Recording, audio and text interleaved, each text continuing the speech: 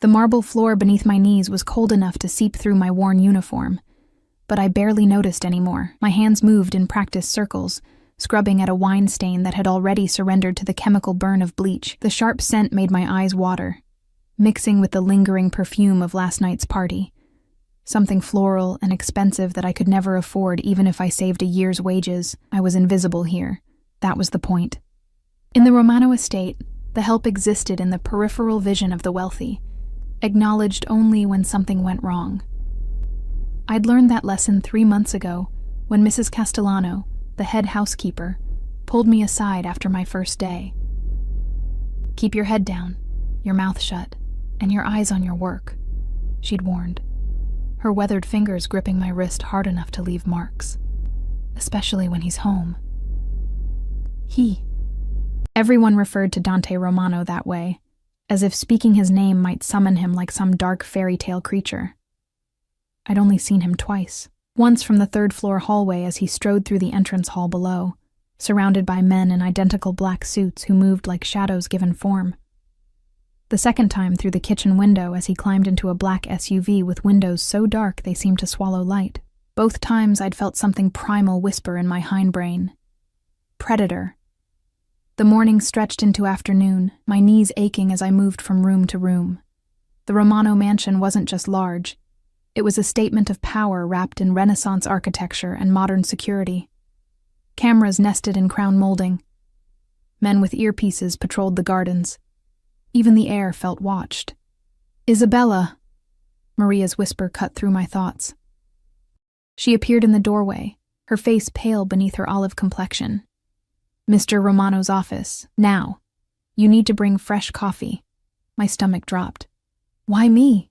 You always—" "Just do it." Her eyes darted to the hallway. "And whatever you do, don't look directly at him. Don't speak unless spoken to." The coffee service sat waiting in the kitchen, already prepared on a silver tray that probably cost more than my monthly rent. My hands trembled slightly as I lifted it, the delicate china rattling like my nerves. Mrs. Castellano appeared, adjusting the placement of the sugar bowl with sharp, precise movements. "His office is in the west wing, third door on the left," she said without looking at me. "Knock twice. Wait. If he doesn't answer within 10 seconds, leave the tray outside and go." "What if he does answer?" Her eyes finally met mine, and I saw something that might have been pity. "Then pray you don't make any mistakes." The West Wing hallway was different from the rest of the house. Darker wood, heavier doors, the kind of silence that pressed against your eardrums. My footsteps were muffled by a carpet so thick my shoes disappeared into burgundy depths. 2 men flanked the hallway's entrance, not the elderly security guards who monitored the main gates, but younger men with cold eyes and bulges under their jackets that I tried not to think about. They watched me approach but didn't move, didn't speak. I felt their gaze track my progress like rifle scopes. Third door on the left, heavy oak with an iron handle that felt cool against my palm. I balanced the tray on one hip and knocked twice, the sound hollow and final. Silence. 5 seconds. 6. 7. Leave the tray. Walk away. 8. 9. Enter. The voice was deep, textured like smoke over gravel. It bypassed my ears and went straight to my spine, triggering every instinct that had kept my ancestors alive when things with teeth hunted in the dark. The handle turned easily. The door swung open on silent hinges. Dante Romano's office was a study in controlled chaos. Floor-to-ceiling bookshelves lined 2 walls, filled with leather-bound volumes that looked actually read rather than decorative.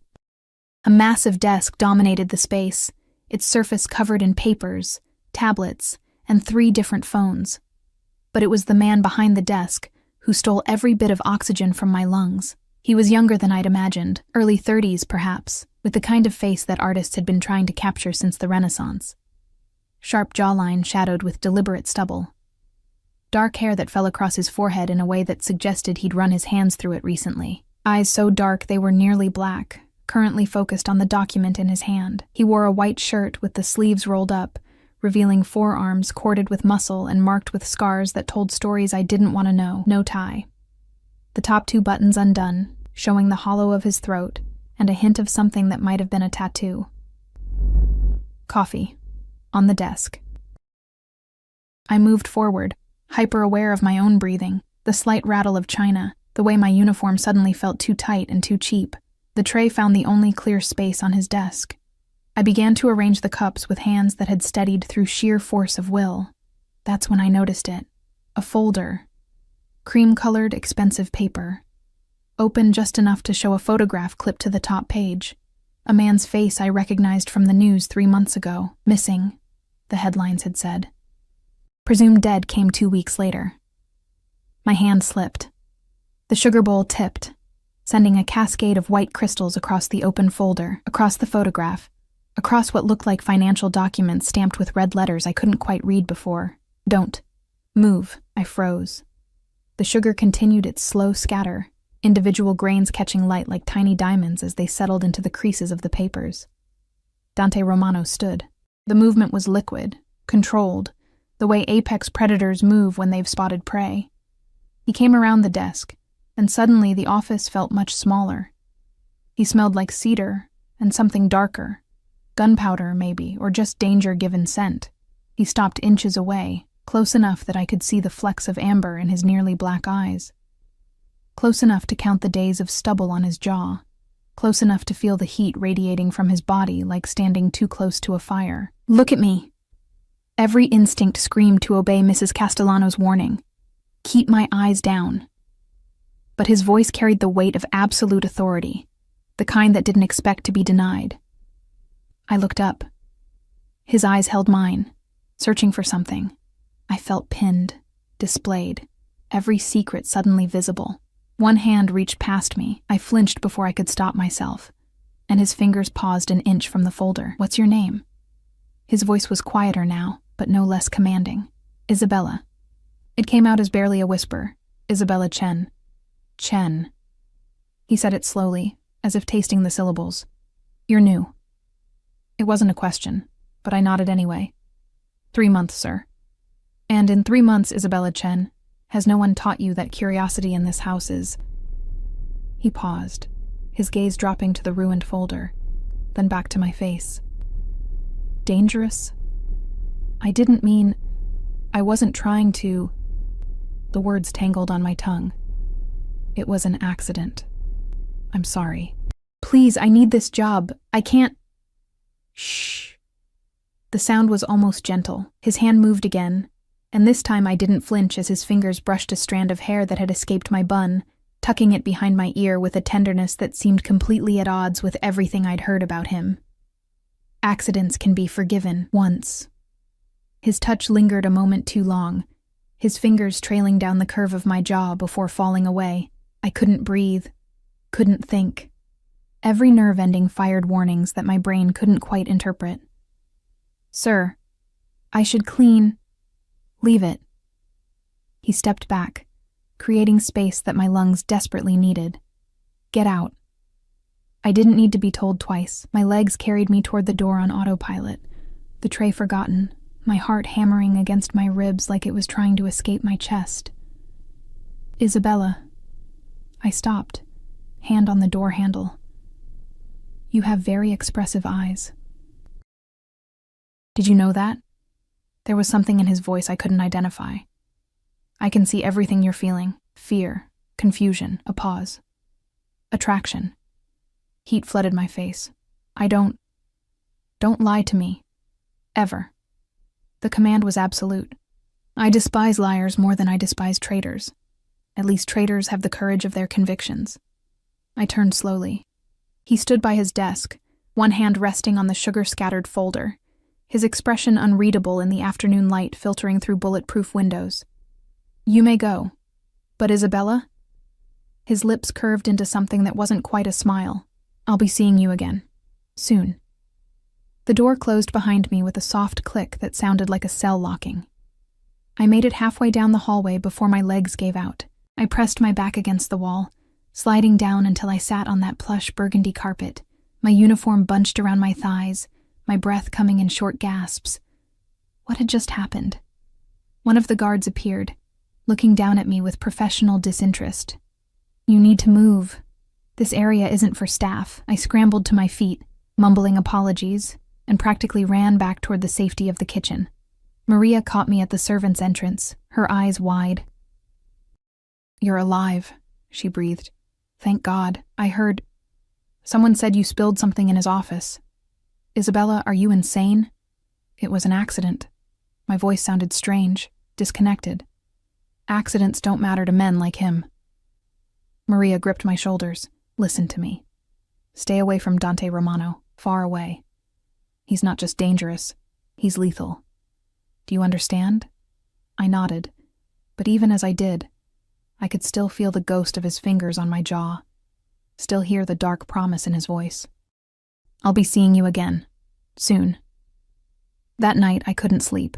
I lay in my cramped studio apartment above a laundromat in Queens, staring at cracks in the ceiling while police sirens wailed in the distance. My phone buzzed. A text from my roommate, Jenna, asking if I could cover her shift at the diner. I ignored it. Instead, I kept replaying those moments in his office, the way he moved, the intensity of his gaze. The folder I shouldn't have seen. I should have been terrified. I was terrified. But underneath the fear coiled something else. Something I didn't want to name. My phone buzzed again. Unknown number. "Sleep well, Isabella. Dream of me."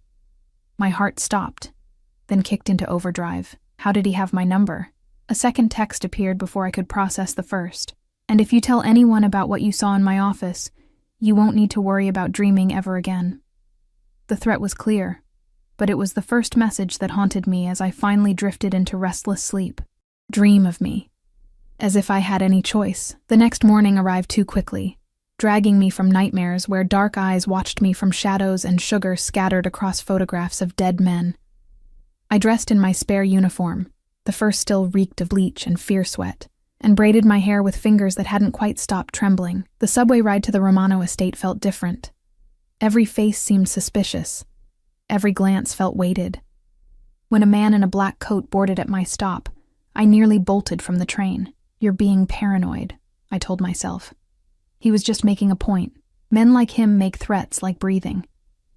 But I couldn't shake the memory of his voice, the way those texts had appeared on my phone like he'd reached across the city to touch me. Mrs. Castellano was waiting when I arrived, her expression more severe than usual. "You're on laundry duty today, basement level. Stay there until I tell you otherwise." Relief flooded through me. The basement was as far from Dante Romano's office as geographically possible, while remaining in the same building. "Yes, ma'am."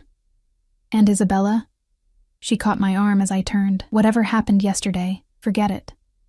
Pretend it never occurred. Your life will be simpler, if only it were that easy." The basement laundry room was a cathedral of steam and soap, industrial washers humming like mechanical prayers. I lost myself in the rhythm of sorting, loading, folding. Whites separate from colors, delicates in mesh bags. Mr. Romano's shirts required special attention. Hand-washed, line-dried, pressed with military precision. His shirts. I held one up. White cotton so fine it was nearly translucent. It still carried his scent, cedar, and that darker note I couldn't identify. My fingers traced the collar where it would rest against his throat, and I felt heat crawl up my neck. "Stop it. He's dangerous. He threatened you." But danger, I was learning, had its own terrible magnetism. Well, the little maid who lived. I spun around, nearly dropping the shirt. A woman stood in the doorway, early 20s, blonde hair styled in waves that cost more than my rent, wearing a cream silk dress that probably cost more than my car. Her smile was sharp enough to cut. "I'm sorry. Can I help you?" I kept my voice neutral, respectful. She laughed, a sound like breaking glass. "Help me?" "Oh, darling, no. I'm here to help you." She sauntered closer, heels clicking on concrete. "I'm Valentina Corsini. Perhaps Dante mentioned me?" He hadn't. "No, ma'am." "Ma'am." She tested the word like it was poisonous. "How quaint. Let me guess, you're the new plaything? The fresh face he's decided to fixate on this week?" My stomach twisted. "I don't know what you mean. I'm just a maid, right?" Valentina circled me slowly, appraising. "That's what they all say at first." the waitress from Catalano's, the bartender from his club in Manhattan, the law student he picked up at some charity function. Her finger trailed along the washing machine's edge. Do you know what they all have in common? I didn't want to know. Ma'am, I really need to... They're all gone now. She stopped directly in front of me, her perfume cloying and sweet. Dante gets bored. And when he's bored, well, people tend to disappear from his life, sometimes literally. The threat hung between us like smoke. I haven't done anything, I said, hating how my voice shook. I spilled sugar, that's all. Sugar. Valentina's laugh was uglier this time.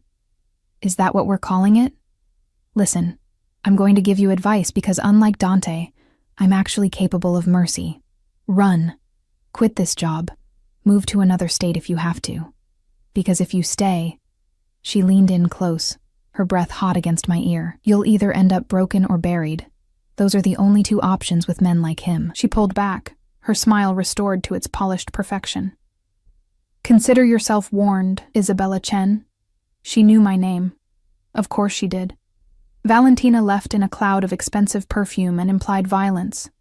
I stood among the laundry, my hands clutching Dante's shirt hard enough to wrinkle the pristine fabric, my mind racing. Run, she'd said. Every logical cell in my brain agreed. But I needed this job. More than that. I needed the money from this job. My mother's treatments weren't getting cheaper, and the clinic in New Jersey didn't accept good intentions as payment. I was trapped by economics and biology, pinned between impossible choices. The day crawled past. I stayed in the basement until Maria came to find me at dinner time, her expression odd. You're wanted upstairs. Where? Please not his office. Please not. The dining room. Mr. Romano is having dinner with... guests. They need someone to serve. Where's Claudia? Or Sophia? They always... He asked for you specifically. Maria's voice dropped to barely a whisper. Isabella, I don't know what's happening, but be careful. Valentina Corsini arrived this morning. She never comes here unless she's marking territory. The dining room was a masterpiece of old-world elegance, a table that could seat 20, crystal chandeliers that threw rainbow fractals across walls, hung with paintings I recognized from art history classes I'd taken in another lifetime when college seemed possible. Dante sat at the head of the table, flanked by 4 men I didn't recognize. Valentina occupied the seat to his right, her hand resting possessively on his forearm. But it was the man across from him who made my blood run cold. I knew that face, not from the photographs in Dante's office, but from my own life. Marco, my ex-boyfriend, the reason I'd had to move apartments 3 months ago. His eyes met mine across the room, and something flickered there. Surprise, then calculation, then a smile that made my skin crawl.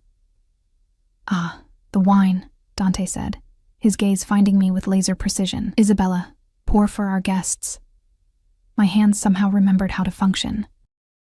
I moved around the table with the bottle, something Italian and probably older than me, filling crystal glasses with ruby liquid that caught the light like blood. When I reached Marco, his hand shot out, catching my wrist. The wine sloshed dangerously close to the rim. Bella, he said, voice dripping false warmth. What a small world. You two know each other? Dante's question was casual, but I heard the edge beneath it, sharp as a razor. Old friends, Marco said before I could respond. His grip on my wrist tightened. Very close friends. Isn't that right, baby? I tried to pull away. He held firm. Let her go. Dante's voice was quiet, too quiet. The temperature in the room dropped 10 degrees. Marco's smile faltered, but he kept his grip. We're just catching up. It's been what? 3 months since you disappeared on me? Since you... I said let her go. Dante stood, the movement liquid and terrifying. Now, this time, Marco released me. I stumbled back, nearly dropping the wine bottle. My apologies, Marco said, but his eyes promised retribution. I didn't realize she was under your protection. She works for me. That's all the protection she needs. Dante moved around the table with predatory grace. He took the wine bottle from my shaking hands, his fingers brushing mine in a touch that felt deliberate. "Isabella, go to the kitchen. You're done for tonight." "But, sir, I haven't finished." "I said go." I went. But not before I caught the look that passed between Dante and Marco. Something primal and violent, a promise of pain wrapped in civilized clothing. The kitchen was chaos. A dozen staff members preparing courses I couldn't name. I found a corner near the industrial refrigerators and tried to steady my breathing. Marco was here. In this house. At Dante Romano's table, the universe had a sick sense of humor. "Miss Chen." One of the guards appeared, the same one from yesterday's hallway. "Mr. Romano wants to see you. His private study. Now?" "Now." The private study was different from his office. Smaller, more intimate. Leather chairs faced a fireplace where flames crackled and popped. Bookshelves lined the walls, but these books looked personal, loved, their spines creased from actual reading. Dante stood by the window, his back to me, one hand holding a glass of amber liquid that caught the firelight. "Close the door." I obeyed. The lock clicked with terrible finality. "How do you know Marco Santino?" He didn't turn around. "We dated. Briefly. It ended badly." "Define badly." I didn't want to answer, but something in his posture suggested that silence wasn't an option. "He became possessive, controlling. When I tried to end it, he didn't take it well." "Did he hurt you?" The question was so soft I almost didn't hear it. Not physically, but he wanted to. Finally, Dante turned. His eyes were molten in the firelight, twin points of barely controlled rage. I can see it in the way you looked at him. Terror. And something else. Shame, perhaps? "I'm not ashamed of—" "You should be ashamed of him, of his weakness." Dante crossed the room in 3 long strides. Men who hurt women aren't men at all. They're parasites wearing human skin. He was close now. Too close. I could see the pulse beating in his throat, count the individual lashes framing those impossible eyes. "Why does he matter to you?" I asked, finding courage I didn't know I possessed. "Marco, I mean, why is he at your table?" "Business." The word was clipped, final. "He represents certain interests in Brooklyn. Interests I'm acquiring. So you're going to work with him." "I'm going to destroy him." Dante's hand rose, his knuckles brushing my cheek with devastating gentleness. "But first, I'm going to make him watch me take everything he ever thought was his." My breath caught. "I'm not his." "I was never, I know." His thumb traced my lower lip, his eyes tracking the movement with an intensity that made my knees weak. "But he thinks you are, and that's enough." "Enough for what?" His smile was dark, beautiful, and utterly terrifying. "For me to keep you here, close, where I can see you. That's not— you can't just— Can I?" His other hand settled on my waist, pulling me against him. I felt the hard planes of his chest, the heat of his body, the thunder of his heartbeat matching my own. "I own this house, Isabella, everyone in it, including you. I'm not property. No." His lips hovered an inch from mine. "You're something far more valuable. You're leverage, bait, and most dangerously," his breath ghosted across my mouth, "you're mine." He kissed me. Not gently, not asking permission. His mouth claimed mine with the same absolute authority he wielded over everything else in his world. Demanding, possessive, overwhelming. His hand tangled in my hair, tilting my head back, deepening the kiss until I couldn't remember why this was wrong, why I should resist. I kissed him back. God help me. I kissed him back. When he finally pulled away, we were both breathing hard. His eyes burned with something that might have been triumph, or might have been hunger. "Tomorrow you move into the East Wing. Guest suite, you'll have a driver, a security detail, and anything else you need." "What? No. I can't just— You can. You will." His thumb stroked my swollen lip. "Because if Marco Santino thinks for 1 second that you're still out there, vulnerable, in that shithole apartment in Queens, he'll come for you. And I can't protect what I can't see." "This isn't protection. This is— possession." He smiled. "Yes. Get used to it, Isabella. You're mine now." "And I don't share." The East Wing guest suite was larger than my entire apartment. Floor-to-ceiling windows overlooked manicured gardens where fountains whispered secrets to the night. The bed could sleep 4 people comfortably, dressed in sheets that felt like water against skin. A bathroom done in white marble and gold fixtures. A walk-in closet that echoed when I stepped inside. And guards. Always guards. 2 stationed outside my door, rotating every 6 hours like I was something precious that needed protecting, or like I was a prisoner in a very beautiful cage. 3 days had passed since that kiss in Dante's study. 3 days since my life had been upended and reconstructed according to his will. I'd gone back to my apartment once, escorted by 2 of his men, to pack my essentials.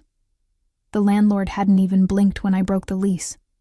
Apparently, a call from Dante Romano's lawyers carried more weight than a year's contract. Maria avoided my eyes now when we passed in the hallways. The other staff whispered behind their hands. I'd crossed some invisible line, moved from servant to what? Mistress? Prisoner? Pet? I didn't know.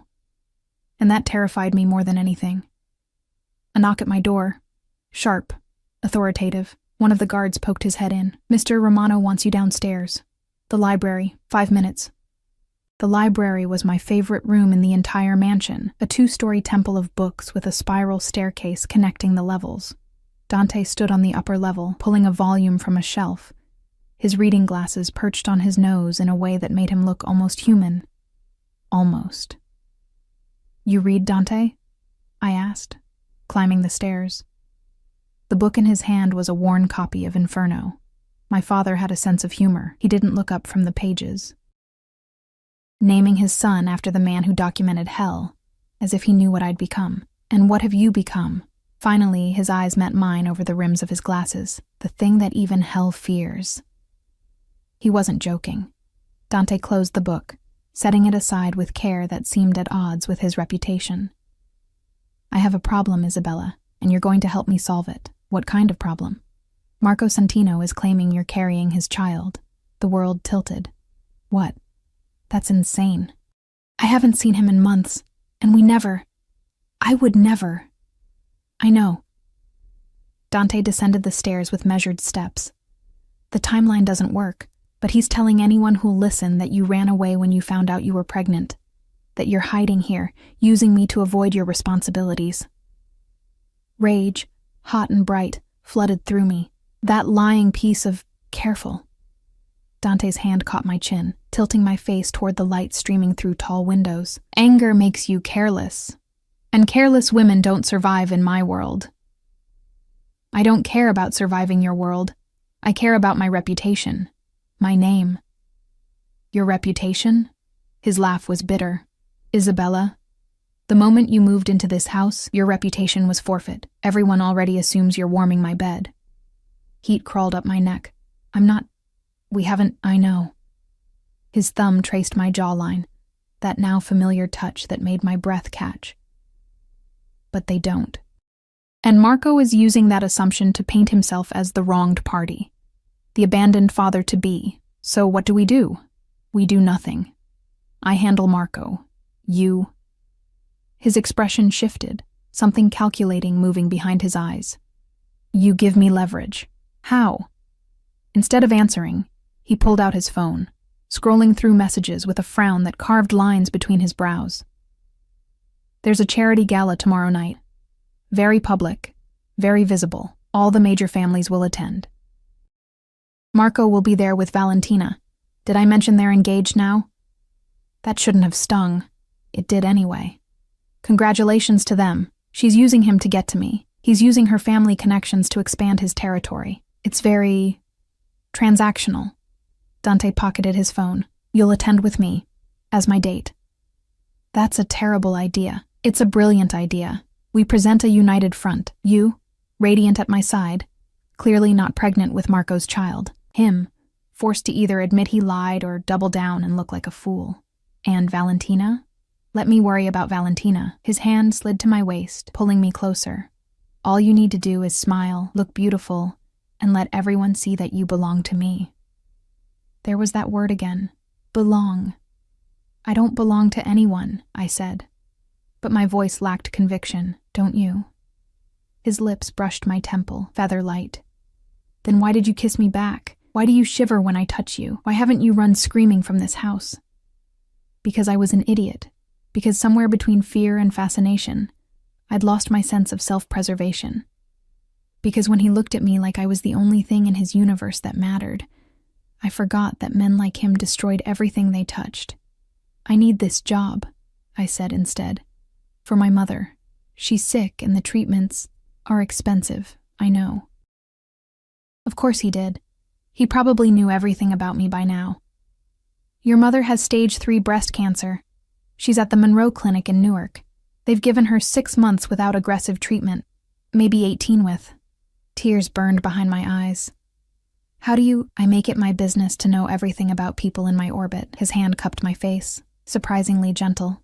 As of this morning, her treatment is fully covered. The best oncologists, experimental therapies if needed, whatever gives her the best chance. The tears spilled over. Why would you do that? Because you need it. Because it keeps you here. Because... He paused, something flickering across his face too quickly to read. Because I can. It should have felt like manipulation. It probably was manipulation, but standing there in his library, surrounded by books and bulletproof windows, I couldn't bring myself to care about the why. My mother would live. That was all that mattered. Thank you, I whispered. Don't thank me yet. His smile held no warmth. Everything has a price, Isabella. And tomorrow night you'll start paying it. The gala was held at the plaza. The ballroom transformed into something from a fairy tale. If fairy tales involved armed security and guests who laundered money for a living. Crystal chandeliers dripped light onto marble floors. Ice sculptures melted slowly in corners. Women draped in diamonds and designer gowns circulated like beautiful, dangerous fish. And I was one of them. The dress Dante had sent to my room was a masterpiece, midnight blue silk that clung to curves I didn't know I had, before falling in a waterfall of fabric to the floor. A single diamond on a platinum chain rested against my collarbone. Heels that added 4 inches and made me feel like I was walking on knives. Dante met me at the base of the mansion's grand staircase, looking devastating in a black tuxedo that had definitely been tailored for his body specifically. His eyes traveled over me slowly, possessively, and I felt that look like a physical touch. Perfect, he murmured, offering his arm. They'll eat their hearts out. The car was waiting, a sleek black Mercedes with windows so dark I couldn't see inside until the door opened. 2 more cars fell into formation ahead and behind us as we pulled away. A convoy. Because even attending a charity gala required military-level security. Nervous? Dante asked, his hand finding mine in the dim interior. Terrified. Good. Fear keeps you sharp. His thumb traced circles on my palm, a gesture that should have been comforting but felt more like branding. Remember, you're with me. That means you're untouchable. No one will dare approach you without permission. And if Marco tries? Then I'll remind him why crossing me is a death sentence. He wasn't exaggerating. The plaza's entrance was a gauntlet of photographers and reporters, cameras flashing like lightning as couples ascended red-carpeted steps. I recognized faces from tabloids and news broadcasts, politicians, celebrities, people whose names carried weight that could topple governments. And then there was us. The camera flashes intensified as we emerged from the car, questions shouted from all directions, most of which I couldn't parse through the noise. But Dante moved through the chaos like Moses parting the Red Sea, one hand on my lower back, his body a wall between me and the hungry press. Inside, the ballroom was breathtaking. A string quartet played Mozart. Waiters circulated with champagne and hors d'oeuvres that were more art than food. Conversations hummed at a frequency that suggested power and money and secrets worth killing for. Heads turned as we entered. Conversations paused. A ripple of awareness spread through the crowd like a stone thrown into still water. Dante felt it too. His hand tightened on my waist, pulling me closer. A clear signal. Mine. Dante, darling. Valentina materialized from the crowd, resplendent in white. Bridal colors, I realized with a sick twist in my stomach. Marco shadowed her, his expression murderous when his eyes found me. And you brought your little charity case. How sweet. Valentina, Dante's voice could have frozen hell itself. You're looking desperate? White? Really? Her smile tightened. It's called elegance, though I wouldn't expect you to recognize it, considering your current company. Careful, Dante said softly, dangerously. You're very close to saying something you'll regret. Marco stepped forward, his hand on Valentina's elbow. Is it true then? You're actually fucking the help? The quartet stopped playing. Silence crashed over the ballroom like a wave. Dante's entire body went still, the kind of stillness that preceded violence. Apologize. Now. For what? Stating facts? Marco's smile was ugly. Everyone here knows what she is. What she was to me before you decided to play hero. I was never yours, I said, surprised by the strength in my voice. You're delusional if you think otherwise. Delusional? Marco laughed, sharp and cruel. Sweetheart, I have texts, photos. Evidence that you and I were very much together 3 months ago. Doctored evidence means nothing. Dante's hand moved to his jacket, and suddenly there were guns, so many guns, pointed in our direction as his security detail materialized from the shadows. But feel free to present it. I'd love to watch my lawyers tear you apart. The ballroom had become a pressure cooker. Guests backed away, creating a circle around our little drama. I felt 100 eyes on me, judging, calculating my worth. Valentina grabbed Marco's arm. Not here, not now, but Marco shook her off, his attention laser-focused on me. Tell them, Bella. Tell them about the baby. My heart stopped. There is no baby. Liar. His hand shot out, grabbing my wrist exactly like he had at dinner. You think you can just disappear? Start a new life with him and pretend I don't exist? Dante moved.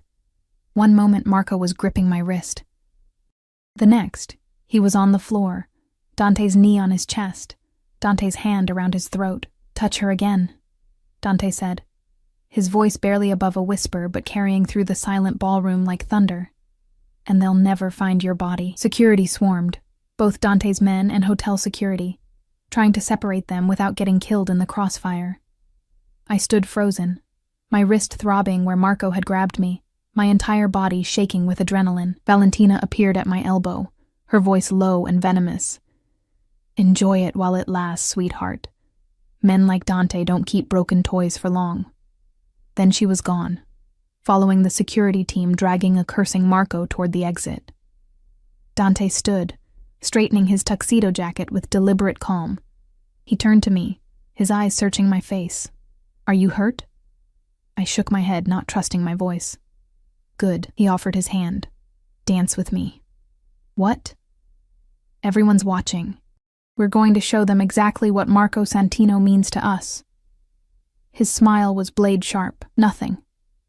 The quartet had resumed playing, a waltz this time, slow and sweeping. Dante led me to the center of the ballroom, one hand claiming my waist, the other capturing my hand. We moved together, and despite everything, despite the scene and the threats and the guns, my body knew how to follow his lead. You're shaking, he murmured against my hair. He said there's a baby. There isn't. How can you be sure? His hand tightened on my waist. Because if there was, you'd be showing by now. And because Marco Santino is a liar who'll say anything to maintain his fragile ego. We spun, silk and wool moving in perfect synchronization. Around us, other couples slowly returned to the dance floor, the drama receding into gossip that would fuel conversations for weeks. What happens now? I asked. Now? Now everyone knows you're under my protection. Marco can spread whatever lies he wants. But after tonight, no one will believe him. Dante's lips brushed my temple. You're safe, Isabella. I promise. But as we danced among the powerful and the corrupt, I couldn't shake Valentina's words. Broken toys. Was that what I was becoming? And worse. Did I even care anymore? The days after the gala blurred together in a haze of luxury and surveillance. Dante had been right. No one questioned my presence at his side anymore. But the protection came with a price I was only beginning to understand. I wasn't allowed to leave the estate without an escort. My phone had been replaced with one of his. More secure, he'd said, though I suspected it was more about monitoring than protection. Even my mother's hospital visits required advance notice and a 3-car motorcade that made her ask questions I couldn't answer. "Isabella, sweetheart, what's really going on?" she'd asked during my last visit, her thin hand gripping mine with surprising strength. The chemo had stolen her hair, her weight, her color, but not her ability to read me like a book. "You show up here with armed men. You're wearing clothes that cost more than our car. And you look what? Scared. And something else. Like you're falling, and you don't know if there's a net at the bottom." She wasn't wrong. I was standing at the window of my suite 2 weeks after the gala when Maria knocked. The first time she'd come to my room since I'd moved to the East Wing. Her expression was guarded, professional. "Mr. Romano wants to see you. The greenhouse." The greenhouse was Dante's private sanctuary, a glass cathedral hidden behind the rose gardens where he grew orchids and other exotic plants that required specific temperatures and obsessive care. I'd only been inside once, escorted by Mrs. Castellano for some forgotten errand. Now I walked there alone, or as alone as one could be with guards trailing at a discreet distance. The air inside was thick, humid, carrying the scent of earth and blooming things. Dante stood at the far end, tending to a rare orchid with surgical precision, his sleeves rolled up, dirt under his fingernails. The sight was so incongruous. This man who ordered deaths like normal people ordered coffee, nurturing something delicate, that I stopped in my tracks. "Close the door," he said without turning. I obeyed. The glass door sealed with a soft click, cutting off the outside world. "Do you know what these are?" He gestured to the orchid, its petals a deep purple that was almost black. "Flowers? Paphiapetalum rothschildianum." He spoke the Latin like a prayer. "They take 15 years to bloom from seed. 15 years of perfect conditions, constant care, unwavering attention. One mistake, one day of neglect, and they die." His fingers brushed a petal with devastating gentleness. "Some things are worth the patience. Is there a point to this botany lesson?" Finally, he looked at me. His eyes held something I couldn't name. Possession, certainly, but underneath that, something almost vulnerable. "You've been avoiding me. I've been here. In your house, under your guards. How much more available can I be? Physically present, emotionally absent." He set down his gardening tools, wiping his hands on a cloth. "You haven't asked me for anything, haven't tried to leave, haven't even questioned why you're still here when Marco's lies have been thoroughly discredited, because I didn't want to know the answer. Because knowing would make this real, would force me to confront what was happening between us. Why am I still here, Dante?" He crossed the distance between us in 3 long strides. "Because I want you here. Because the thought of you out there, vulnerable, makes me want to burn down the entire city until you're safe. Because..." A phone buzzed. He pulled it from his pocket, his expression darkening as he read the message. "We need to go. Now." "Go where?" "The hospital. Your mother." My heart stopped. What happened?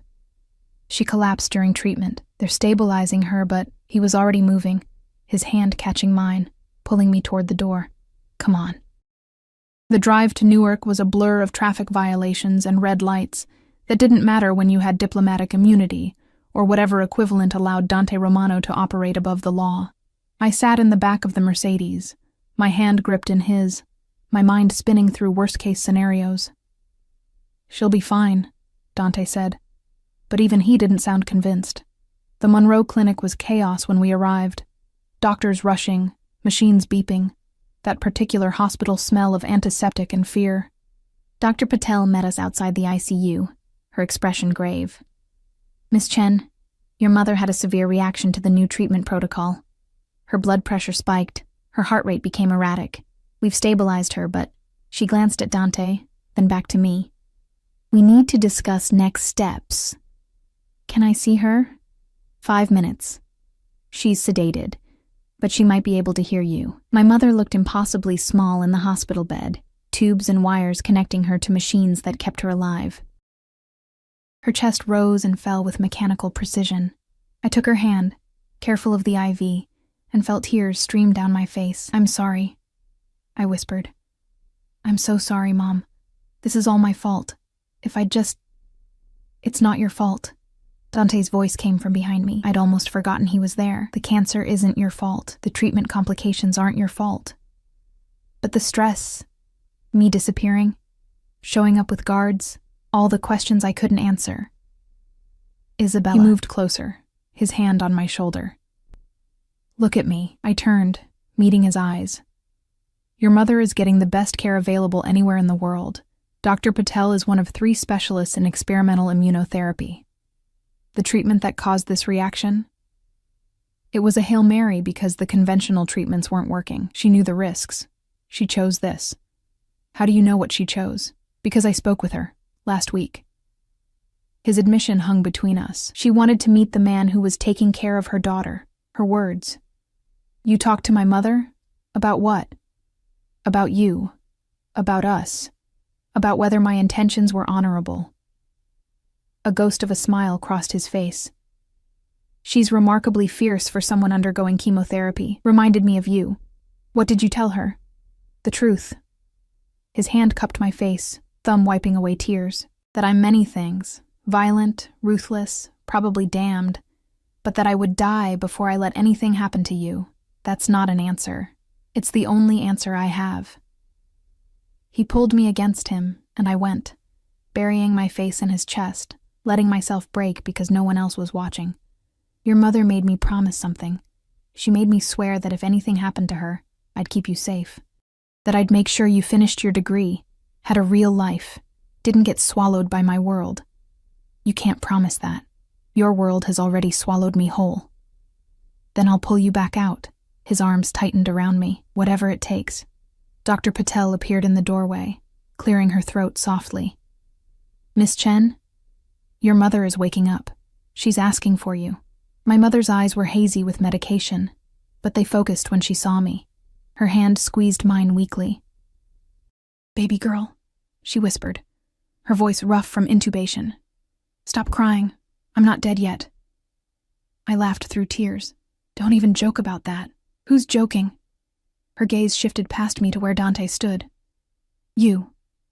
Come here. Dante approached the bed with a wariness I'd never seen in him before. You hurt my daughter, my mother said, each word an effort. And I will haunt you from beyond the grave. Understand? Yes, ma'am. Good. She coughed, and I grabbed the water cup, helping her sip through a straw. Now both of you listen. Isabella, stop blaming yourself for things you can't control. Dante, stop trying to protect the world and focus on protecting her. And both of you, figure out what this is before someone gets killed. Mom? I'm serious. I've seen the news. The Santino boy claiming paternity, the scene at the gala, Valentina Corsini making threats. Her fingers tightened on mine. I don't have the energy to worry about you while fighting cancer, so whatever this thing between you two is, define it, claim it, or end it. But stop existing in limbo. She was right. We both knew it. Dr. Patel ushered us out minutes later, promising updates every few hours. In the hallway, Dante and I stood in heavy silence, the weight of my mother's words pressing down like atmosphere. She's not wrong, I finally said. No, she's not. Dante ran a hand through his hair, a rare gesture of uncertainty. Isabella, His phone rang. He glanced at the screen, his expression hardening. I need to take this. He stepped away, his voice low and harsh as he spoke in rapid Italian. I caught fragments. Marco's name, something about a shipment, coordinates. When he returned, his face was carved from stone. We need to go back. Now, what's wrong? Marco made a move. Stupid, desperate, but potentially deadly. He was already walking toward the exit, his security team materializing around us. He's claiming that you're not just pregnant with his child. He's saying I kidnapped you, that you're being held against your will. That's insane. Insane or not, he's filed a complaint with the police. Formal charges. They're requesting a wellness check. My stomach dropped. Can they do that? They can try. We emerged into the parking lot. The car's already running, doors open, which means we need to get ahead of this. Publicly, definitively, in a way that leaves no room for interpretation. How? He helped me into the Mercedes, sliding in beside me. The door closed. sealing us in tinted privacy as the convoy pulled away from the hospital. You're going to give a statement, on camera, to the press, explaining that you're exactly where you want to be, that Marco's claims are harassment from an ex who can't accept that you've moved on. Moved on to what exactly? I turned to face him. Dante, what are we? Your mother asked, mine asked, and I'm asking now. Am I your employee? Your guest? Your prisoner? Your... Mine. The word was absolute, final. You're mine, Isabella. In every way that matters. That's not an answer. Then let me be clearer. He shifted, his body caging mine against the leather seat, his hands on either side of my head. I want you in my bed, in my life, in my world. I want to wake up to you every morning and fall asleep with you every night. I want every man who looks at you to know that touching you means death. I want... He stopped, jaw clenched, fighting for control. What? I whispered. What do you want? Everything. His forehead pressed against mine, his breath ragged. I want everything you can give me and more. And I know that makes me selfish, possessive, probably insane. But I stopped pretending otherwise the moment I saw you on your knees in my hallway, invisible to everyone but me. My heart hammered against my ribs. This is crazy. I know. You're dangerous. I know. I should run as far from you as possible. I know. His lips brushed mine, feather-light. But you won't. Because you feel it too, this thing between us. It's not logical, not safe, probably not healthy, but it's real. He was right. God help me, he was right. Not the tentative, confused kiss from his study. This was deliberate, claiming, a choice made with open eyes. My hands fisted in his hair, pulling him closer, and he groaned against my mouth, his control finally shattering. We broke apart when the car stopped, both breathing hard. We're home, the driver said through the partition, his voice carefully neutral. Dante's eyes burned into mine. Tonight. After the press conference, after we deal with Marco's bullshit. Tonight, we finish this conversation. Agreed? I nodded, not trusting my voice. Good. He straightened his tie, his mask of control sliding back into place. Now let's go destroy Marco Santino's credibility once and for all. The press conference was scheduled for 8 p.m. in the mansion's formal parlor. Dante's PR team had assembled a full media circus. Cameras, reporters, microphones arranged in a semicircle that made my skin crawl. I wore a simple dress, navy blue, modest, professional. Dante had insisted on visible proof I wasn't pregnant, wasn't being held against my will. The diamond necklace he'd given me for the gala rested against my collarbone, a silent claim of ownership. The questions came fast and brutal. Miss Chen, is it true you're carrying Marco Santino's child? No. I have never been pregnant. Why would he make such a claim? You'd have to ask him. Perhaps he's confused about the timeline. Or perhaps he's simply lying. Are you being held here against your will? I looked directly into the camera. I am exactly where I choose to be. And your relationship with Dante Romano?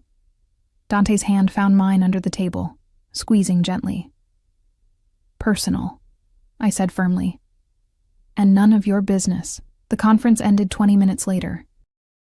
As the media filed out, Dante's lawyer approached with a tablet showing social media already exploding with our interview. Marco's story is falling apart, he reported. His own associates are distancing themselves. And Valentina Corsini just released a statement ending their engagement. Dante's smile was cold. Good. Make sure he knows that every lie, every claim, every breath he wastes on this crusade will cost him. Territory, respect, everything he's built. Already done, sir. When we were finally alone, Dante pulled me into his study. Our study now, the place where this had all begun. You did well tonight, he said, pouring 2 glasses of whiskey. I told the truth. That's what made it effective. He handed me a glass, his fingers lingering on mine. Isabella, about what I said in the car. Don't. I set down the glass. Don't take it back. Don't qualify it. Just don't. I wasn't going to. He moved closer, backing me against his desk. I was going to ask you something. What? His hand slid into his pocket, and for one insane moment I thought. But instead of a ring, he pulled out a key. Simple, silver, modern. "This is to my private quarters, 3rd floor, north wing. No guards, no cameras, just me." He pressed it into my palm. "I'm not asking you to move in, not yet. But I'm asking you to have access. To know that you're welcome. That when you're ready..." I kissed him, cutting off the words with action. The whiskey glass fell from his hand, shattering on the hardwood floor, but neither of us noticed. His hands gripped my waist, lifting me onto the desk, papers scattering as he stepped between my legs. "Isabella," he breathed against my neck. "If we do this, no more talking." My fingers worked at his tie, his buttons. "We've talked enough." He pulled back just enough to meet my eyes. "Once we cross this line, there's no going back. You understand that?" "I don't want to go back." Something fierce and possessive flared in his expression. "Then you're mine. Completely. Say it. I'm yours. Again. I'm yours, Dante. Completely." He claimed my mouth with a kiss that tasted like victory and surrender all at once. I woke wrapped in Egyptian cotton, and Dante's arms, sunlight streaming through windows I didn't recognize. His bedroom, our bedroom now I supposed, was all dark wood and masculine simplicity. So different from the ornate guest suite I'd occupied. Personal. Real. He was already awake, watching me with an intensity that should have been unnerving, but instead felt like coming home. "Good morning," he murmured, his voice rough with sleep and something darker. "Morning." I traced the scar on his shoulder. A puckered line that spoke of violence survived. "How long have you been awake?" "An hour. Maybe more. I like watching you sleep. You look peaceful." His fingers traced lazy patterns on my bare shoulder, like the world hasn't touched you yet. The world has definitely touched me. Not like I have. His smile was wicked, possessive. Not like I will again. Heat flooded through me, memories of last night written on my skin in the form of marks his mouth had left. We'd christened his desk, then his couch, then finally made it to his bed as dawn painted the sky pink. My phone buzzed from somewhere on the floor, the new one Dante had given me. He reached down, retrieving it with easy grace, his expression darkening as he read the screen. "Marco's been arrested." I sat up, clutching the sheet to my chest. For what? Fraud, extortion, making false statements to police. Dante handed me the phone showing a news article with Marco's mugshot. And that's just the beginning. My lawyers are preparing a defamation suit. By the time we're done, he'll wish he'd never spoken your name. I should have felt triumphant. Instead, I just felt tired. Will it ever really be over? With men like Marco? Not until they're either broken or dead. Dante's hand cupped my face, tilting it toward him. "But he can't touch you. Not anymore. Not ever." A knock at the door interrupted us. "Sir?" One of the guards, his voice carefully neutral. "Dr. Patel is calling. It's about Miss Chen's mother." My heart stopped. Dante was already moving, pulling on pants, tossing me his shirt. I fumbled with the buttons as he answered his phone, his expression unreadable. "Yes, I understand. We'll be there within the hour." He ended the call, his eyes finding mine. "She's awake, fully conscious, vitals stable. Dr. Patel says the crisis has passed." Relief crashed over me so hard I nearly collapsed. Dante caught me, his arms steel bands holding me upright. "Get dressed," he said gently. "Let's go see your mother." The hospital room felt different this time. Sunlight instead of fluorescent urgency. My mother sat propped up against pillows, color returning to her cheeks, arguing with a nurse about her breakfast options. "I don't care if it's doctor approved. It tastes like cardboard soaked in sadness," she was saying as we entered. "Mom." She turned, her face lighting up despite the exhaustion lining it. "Baby girl. And you brought your... what do I call him? Boyfriend sounds too teenage. Lover sounds too scandalous for a Catholic mother to say." "Dante is fine, Mrs. Chen," Dante said, his usual commanding presence somehow gentled in her presence. "Dante, then." She gestured to the chairs beside her bed. "Sit. Both of you, we need to talk." Dr. Patel had followed us in, tablet in hand. The immunotherapy is working. Better than we hoped, actually. The initial reaction was severe, but your body is responding well to the treatment. If this trajectory continues, we're looking at full remission within 6 months. 6 months. The number hung in the air like a miracle. That's incredible, I breathed, gripping my mother's hand. It's expensive, my mother corrected, looking at Dante. Which brings me to what we need to discuss. I can't keep accepting your charity. It's not charity, Dante interrupted. It's investment. In what?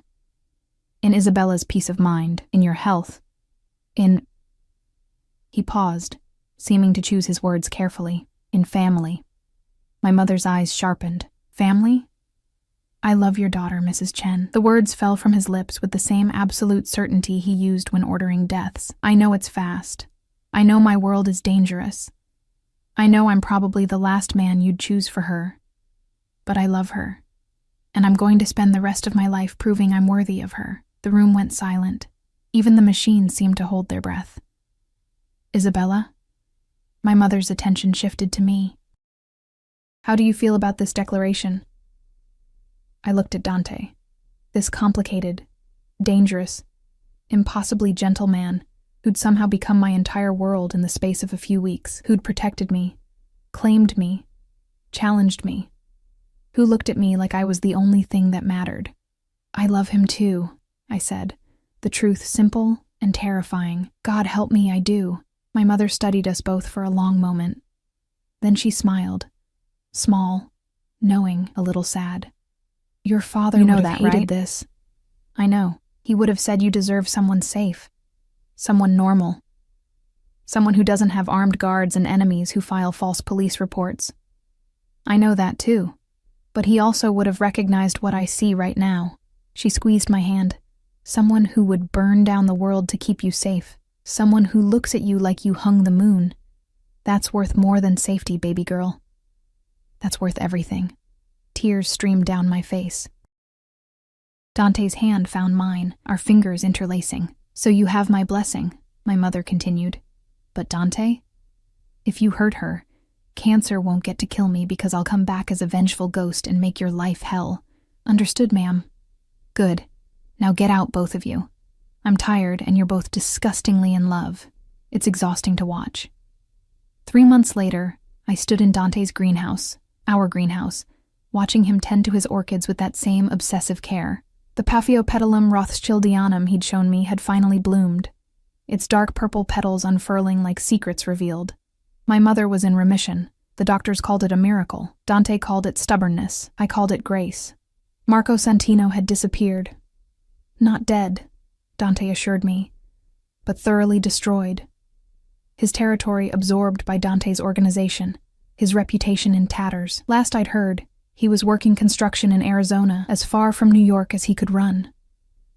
Valentina had married someone else, a banker from Milan who'd never questioned why she flinched at certain names. And me? I'd enrolled in classes. Business management, Dante had suggested. Someone needs to legitimize my empire eventually. Might as well be you. You know I'm going to actually try to make your businesses legal, right? I'd warned him. I'm counting on it. Now, watching him work, I felt complete in a way I'd never experienced before. Not the completion that came from another person filling your gaps, but the completion that came from finding someone who challenged you to be whole on your own. You're staring, Dante said without looking up. I'm admiring. There's a difference? One is passive. One is active appreciation. He set down his tools, turning to face me fully. Come here. I crossed to him, settling into his arms like I'd been made to fit there. His hand splayed across my stomach, still flat, but not for long. We'd found out 2 weeks ago, an accident born from passion and poor timing and maybe something that wanted to exist despite logic. Dr. Patel had confirmed it yesterday. 8 weeks, healthy, due in late spring. Have you thought about what you want to tell people?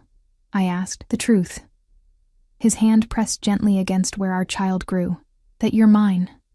That this baby is ours. That anyone who has a problem with that can take it up with me directly. Very diplomatic. Many things, Isabella. Diplomatic isn't one of them. He turned me in his arms, his expression serious. But I meant what I said. This baby, you, Us. This is real. This is forever. I don't do temporary. Good. I reached into my pocket, pulling out a small box, because I don't either. His eyes widened as I opened it, revealing a simple platinum band. No diamonds, no ostentation, just solid metal engraved with coordinates. The exact location where I'd first entered his office, where everything had begun. Isabella. I know you're probably planning some elaborate proposal. Knowing you, it involves fireworks and possibly international incidents. But I don't want elaborate. I took his hand, sliding the ring onto his finger. I just want you. Forever. Starting now. For the first time since I'd known him, Dante Romano looked speechless. Then he laughed, real, genuine, joyful, and kissed me hard enough to make the greenhouse spin. You constantly surprise me, he said against my lips. I plan for everything, control everything, and you just disrupt it all. Is that a yes? That's an absolutely, eternally, irrevocably yes. His hand cupped my face. But Isabella? I'm still doing a proper proposal, with fireworks and possibly international incidents. I wouldn't expect anything less. We stood there as the sun set, casting golden light through glass walls, surrounded by flowers that took 15 years to bloom, building something that would take a lifetime to perfect. My phone buzzed. A text from my mother. Dinner this Sunday. Tell him to bring wine. Nothing too expensive. I don't trust anything that costs more than my car. Dante read over my shoulder, smiling. Your mother terrifies me more than my enemies. As she should. Think she'll be happy about the baby? She'll be thrilled. And insufferable about being right. About what? She told me the day we met that I'd marry you. Said she could see it in the way you looked at me. Smart woman. The smartest. We locked up the greenhouse as twilight deepened, walking back toward the mansion hand in hand. Guards shadowed our path, but for once I didn't mind. They weren't jailers. They were protection for something precious. Inside, Mrs. Castellano was directing the evening staff with her usual efficiency. She caught sight of us, her expression softening almost imperceptibly. Dinner in 20 minutes, Mr. Romano. I've prepared Miss Chen's favorites. Thank you, Mrs. Castellano, Dante paused. And I believe congratulations are in order. She raised an eyebrow. Sir? Isabella and I are engaged and expecting. For a moment, the unflappable housekeeper looked genuinely shocked. Then her face broke into the first real smile I'd ever seen from her. About time, sir. About time. Word spread through the household like wildfire. By the time we sat down to dinner, champagne, sparkling cider for me, had materialized, along with a cake that Maria swore she just happened to have made. The staff who'd once avoided my eyes now offered genuine congratulations. I'd crossed from outsider to family, from maid to mistress of the house, from invisible to essential. That night, lying in Dante's arms, I thought about the girl who'd been on her knees scrubbing floors 3 months ago, who'd been invisible, exhausted, running on empty in desperation. She was gone now, transformed not by wealth or status, but by being seen, being chosen, being loved. What are you thinking? Dante asked, his fingers trailing through my hair, that I should probably hate you for completely upending my life. Probably. But I don't. I can't. I turned to face him. You terrified me. You still terrify me sometimes. But you also made me feel like I mattered, like I was worth protecting, worth fighting for. You are. His hand settled on my stomach again, that protective gesture that was becoming habit. You're worth everything. Even going legitimate? He groaned. You're really going to make me pay taxes, aren't you? Every single one. The things I do for love, outside. The city sprawled in all directions, millions of lives intersecting, stories beginning and ending, people finding and losing each other in the chaos. But here, in this room, in this moment, there was only us. 2 people who shouldn't have worked, a maid and a mafia boss, vulnerability and violence, innocence and corruption, but somehow, against all logic, we did work. We fit. I love you, I whispered into the darkness. I know. Dante replied, pulling me closer. I've known since the moment you looked up at me in my office. Sugar scattered between us, terror and attraction warring in your eyes. I knew then. You were mine. You just didn't know it yet. Possessive. Always. Obsessive. Absolutely. Protective to the point of insanity. Unquestionably. His lips brushed my temple. And you love me anyway. I love you because of it, not despite it. We fell asleep tangled together, the future stretching before us. Complicated, dangerous, probably chaotic. There would be challenges, enemies. Dante's world didn't simply disappear because we'd fallen in love. But we'd face it together. The girl who'd been invisible had found someone who'd never stop seeing her.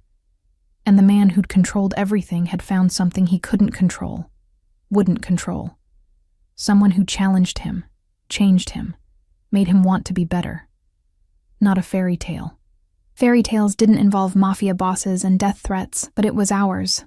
Real, imperfect, and absolutely worth fighting for. In the morning, I'd wake up and start planning our wedding. Dante would go back to running his empire. My mother would continue her treatment. Our baby would keep growing, safe and loved. Life would continue, messy and beautiful in ours. But tonight, we simply existed. Two souls who'd found each other against impossible odds, building something that would last. Forever started now,